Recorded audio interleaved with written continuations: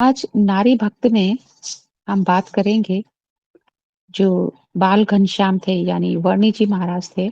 स्वामीनारायण भगवान की बचपन में उनका नाम घनश्याम जी था। तो उनकी माता का नाम वैसे तो प्रेमवती था, परंतु वो बहुत भक्त थी भगवान की, इसलिए उनका नाम भक्ति देवी भी पड़ गया था। तो उनकी 2 बहनें थी चंदन बाई और वसंता बाई। उनके बाल घनश्याम के साथ जो अ, प्रसंग है, वो ही कुछ प्रसंग है यहाँ पर कि भक्ति माता की 2 सगी बहनें थी। एक थी चंदन बाई और दूसरा था वसंता बाई।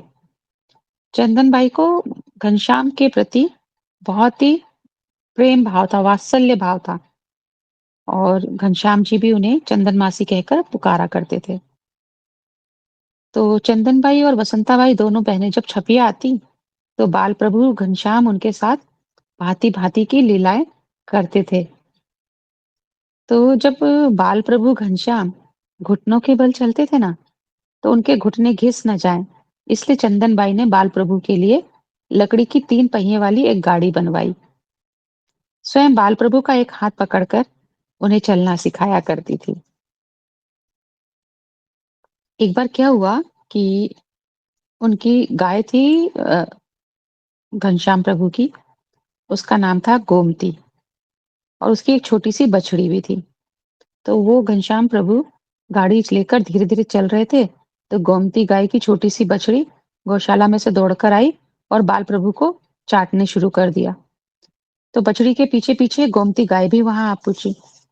गोमती गाय जो थी वो घनश्याम प्रभु को बहुत प्यार करती थी और प्रतिदिन भक्ति माता जब गोमती गाय का दूध दुहा करती थी तो एक उस समय कटोरा लेकर घनश्याम भगवान पास में खड़े हो जाते थे और भक्ति माता गाय का ताजा दूध दुहकर उन बाल घनश्याम के कटोरे में डाल देती थी और वे वहीं खड़े-खड़े उसे पी जाया करते थे। लेकिन आज बाल प्रभु ने दूध पिया नहीं था, इसीलिए गोमती गाय घनश्याम प्रभु के पास खुद आकर सिर झुकाकर खड़ी थी। तो बाल प्रभु की इच्छा से वह गोमती गाय बोलने लगी और उसने कहा, हे महाराज, आप तो अक्षराधिपति पुरुषोत्तम भगवान हैं। यहाँ अनेक जीवों का उद्धार करने के लिए प्रकट हुए हैं। आज आपने दूध क्यों नहीं पिया? तो घनश्याम प्रभु ने कहा, आज तो मैं तृप्त हो चुका हूँ, लेकिन अब से प्रतिदिन दूध पीऊंगा। तो ये बात सुनकर जो गोमती गाय थी, वह अपनी गौशाला में वापस चली गई। तो ये सारा जो बातचीत चल रही थी गोमती गाय के साथ, तो जो चंदन मासी थी, उन्होंने सुना। तो उन्होंने भक्ति माता को जाके बताया कि ऐसे-ऐसे बात हो रही थी गाय के साथ घनश्याम प्रभु की। तो भक्ति माता को तो अपने घनश्याम प्रभु की सब चीजें पता थी। तो उन्होंने कहा कि घनश्याम को गोमती गाय बहुत पसंद है। तो बाल प्रभु के लिए उस गाय ने यहाँ धरती पर अवतार लिया है। तो इस प्रकार से ये लीला यहाँ पे कंप्लीट होती है।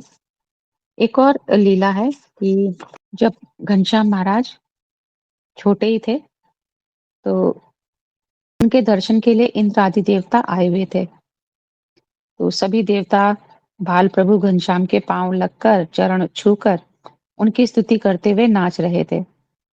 उस समय बाल प्रभु भगवान बरामदे में लेटे हुए थे। वे उठकर बैठ गए।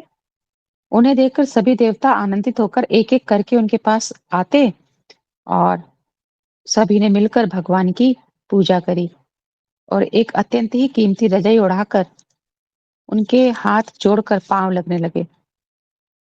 उस समय भक्ति माता रसोई घर में भोजन कर रही थी। उसी समय जो चंदन मासी थी वह आई। उन्होंने भी वह दृश्य देखा। इसी समय पे इंद्र देव आए और आंगन में मेघाडंबर करके नाचने लग गए।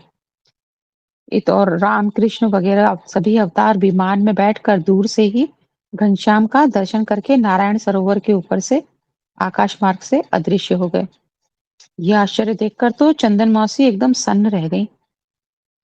उनके मन में ये विचार हुआ कि अपनी बहन को जाकर सारी बात बताती हूँ और यही सोचकर चंदन मासी अभी घर में गई थी कि उसी समय भक्ति माता भोजन करके घर से बाहर आई और उन्होंने क्या देखा कि घनश्याम प्रभु के ऊपर जड़ी बूटीदार सुंदर मखमली रजाई उड़ाई हुई है। तो उन्होंने अपनी बहन से पूछा कि चंदन मासी से कि क्या आपने घनश्याम को ये रजाई उड़ाई है? चंदन मासी ने कहा, नहीं मैंने तो नहीं उड़ाई उनको ये रजाई।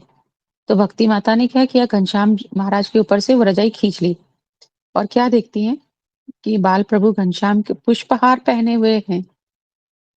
तो भक्ति माता को बहुत आश्चर्य हुआ और फिर जो चंदन मासी थी उन्होंने सारी बात जो उन्होंने देखी थी कि कैसे इंद्र आदि देवता नाच रहे हैं और कैसे देवी देवता आके वहां पे प्रणाम कर रहे थे, सारा वृत्तांत बताया। तो इसे सुनकर भक्ति माता को तो बहुत आश्चर्य हुआ और वो एकदम सन्न रह गईं।